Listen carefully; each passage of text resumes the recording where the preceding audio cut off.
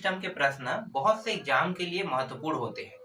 अक्सर लोग क्या करते हैं, नंबर सिस्टम की तैयारी नहीं करते हैं और नंबर सिस्टम के जो प्रश्न है अगर आप उनकी तैयारी नहीं करोगे तो आपके जो एग्जाम में नंबर सिस्टम से प्रश्न आएगा वो आपसे बनेगा नहीं। इसलिए नंबर सिस्टम के प्रश्नों को भी तैयारी करना उतना ही जरूरी है जितना अन्य टॉपिक। तो मैं आपको इस वीडियो में सिखाने वाला हूँ गणित के उन टॉपिकों को जो एग्जाम की दृष्टि से बहुत ही महत्वपूर्ण है। तो चलो उस पर चर्चा कर लेते हैं और उन प्रश्नों का सॉल्यूशन मैं आपको बताने वाला हूँ। तो अभी जो मैं आपको प्रश्न बताने वाला हूँ उनको देख लेते हैं। तो देखो डिस्प्ले होते हुए दिखाई दे रहा होगा ये प्रश्न।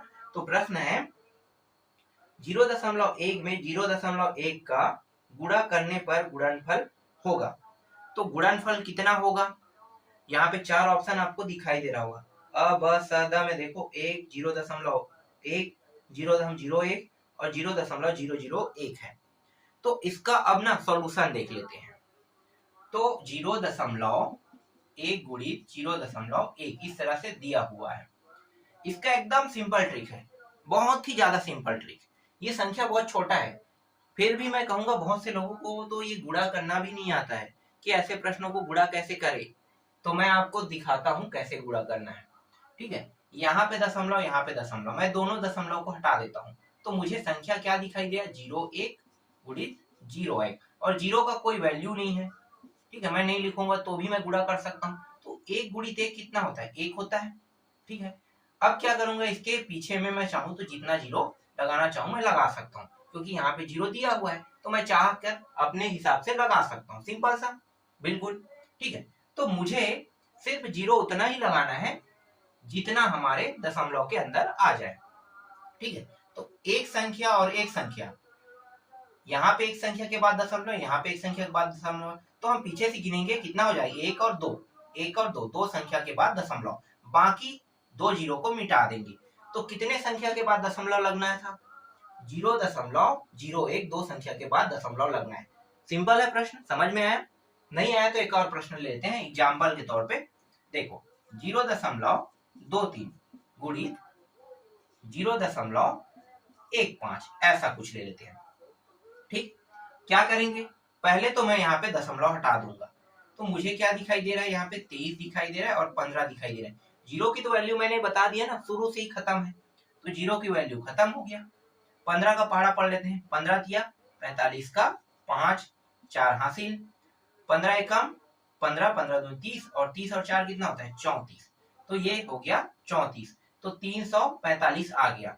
अब क्या करेंगे, जितने 0 है उतने लगा सकते हैं, 1 और 2 0, तो 2 0 मैंने आगे में लगा दिया।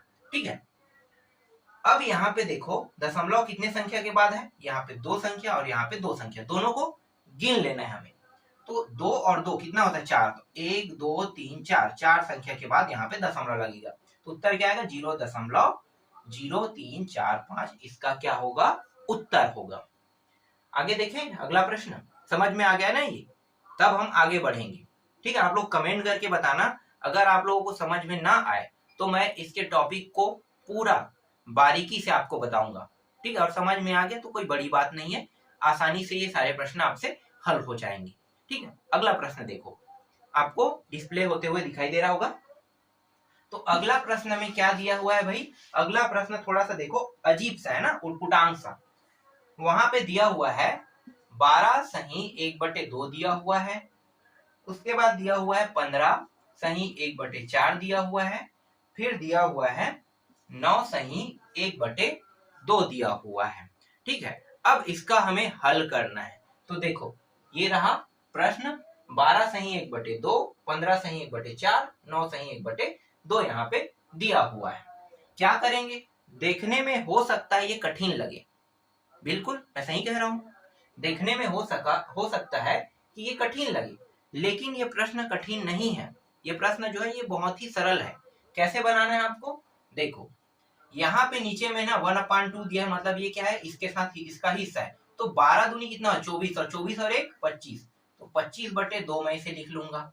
ठीक है, इसके बाद इसको भी वैसे ही करेंगे, 4 गुणित 15 करेंगे, 15 चौक 60 और 60 और 1 कितना होता है, 61, तो ये हो जाएगा 61/4 हो जाएगा।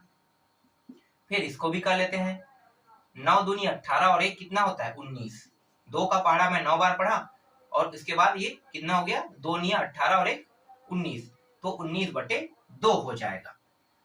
ठीक है, सिंपल है। अब यहाँ पे देखो सभी के मान जो है वो बराबर है कि नहीं, तो ये 2 है, ये 4 है, ये 2 है, तो ऐसे में तो हल हो नहीं सकता। तो हमें क्या करना है, इसको भी 4 करना है, इसको भी 4 करना है, और ये पहले से 4 है, तो सभी के मान बराबर होना जरूरी है। तो यहाँ पे मैं क्या करूंगा, यहाँ पे जो 2 है ना, ये यहाँ पे भी गुणा करेगा और यहाँ पे भी गुणा करेगा, और यहाँ पे जो 4 में 2 है ना, एक 2 यहाँ पे भी गुणा करेगा और इसके साथ भी ये गुणा करेगा। तो देखो 2 का हमें गुणा करना है, मतलब ये 2 का गुणा इसके ऊपर में भी होगा, नीचे में, इसके साथ भी ऊपर में 2 का गुणा, यहाँ भी 2 का गुणा होगा। यहाँ पे हमें कुछ नहीं करना है, सिर्फ हमें इन दोनों के साथ करना है। क्यों, मैं अभी आगे बताऊंगा। करके देखो, तो ये हो गया 25 दूनी कितना हो गया 50, और 2 दूनी कितना हो गया 4, प्लस यहाँ पे कितना दिया है 61/4। देखो जैसा वैसा प्राप्त हो गया, नीचे में 4, यहाँ भी 4। ठीक है, यहाँ पे क्या हो जाएगा 19 दूनी 38, और यहाँ पे 2 दूनी 4। तो देखो नीचे के मान बराबर हो गए, बिल्कुल बराबर हो गया। तो हम इसे कैसे लिखते हैं, एक बार लिखेंगे 4 और इसको लिखेंगे 50 प्लस 61 प्लस 38। अब इन सभी संख्याओं को जोड़ दो, तो 8 और 1 9, 9 हो गया, 6 और 3 9 हो गया, और 9 और 5 कितना होता है 14, और यहाँ पे कितना है नीचे में 4। भाग दे देते हैं 149 को कितने से, जो नीचे में है ना वही भाग हो रहा है, 4 से भाग कर देते हैं। तो 4 से भाग करेंगे तो 4 दिया 12 हो जाएगा, घटाएंगे कितना आएगा 2 बचेगा, 9 को उतार लेते हैं यहाँ से। फिर 4 का पहाड़ा पढ़ेंगे तो 4 सत्ते कितना होता है 28, से ये आ गया 28, और यहाँ पे एक शेष बचेगा।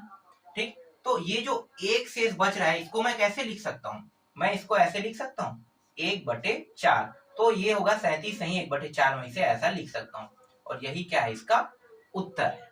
आसान था ये भी प्रश्न। ठीक है, अब देखो थोड़ा नया तरीके के मैं प्रश्न बताने वाला हूँ। अब ये प्रश्न कैसे बनेगा जो इसको मैं आपको बताने वाला हूँ, वो थोड़ा सा अलग प्रश्न है ये।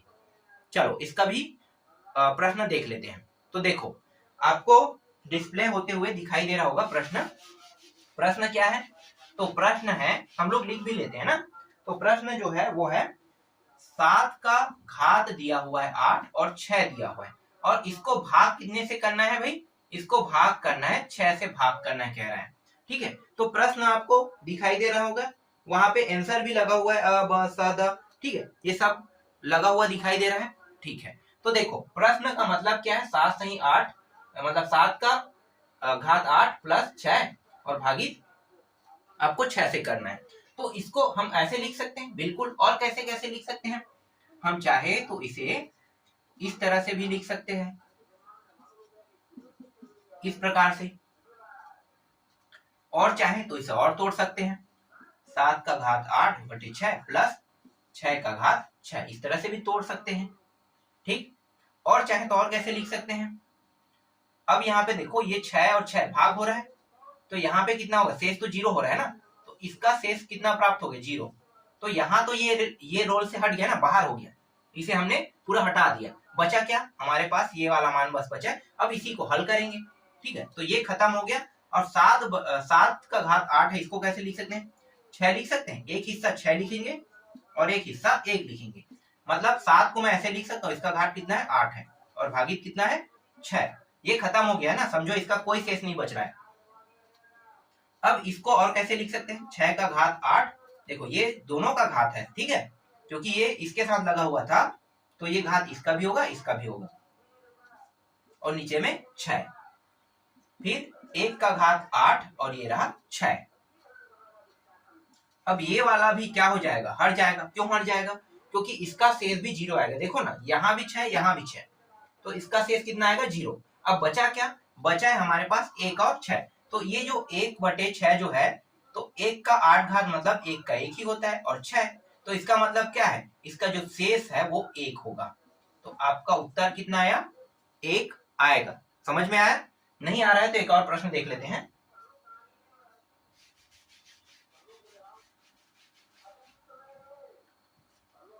यहाँ पे इस बार मैं यहाँ पे 2 ले लेता हूँ, ठीक है, भाग करना है हमें 6 से, 2 ले लेते हैं, और यहाँ पे मान ले लेते हैं 19।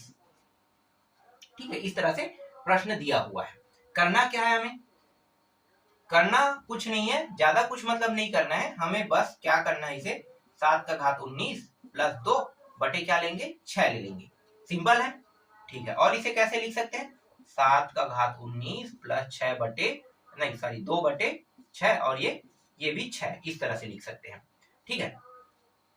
और कैसे लिख सकते हैं, देखो ये कट रहा है क्या, नहीं कट रहा है, यहाँ तो शेष 2 बच रहा है ना, अभी यहाँ पे शेष 2 बच रहा है, तो आगे इसको हल करके देखेंगे।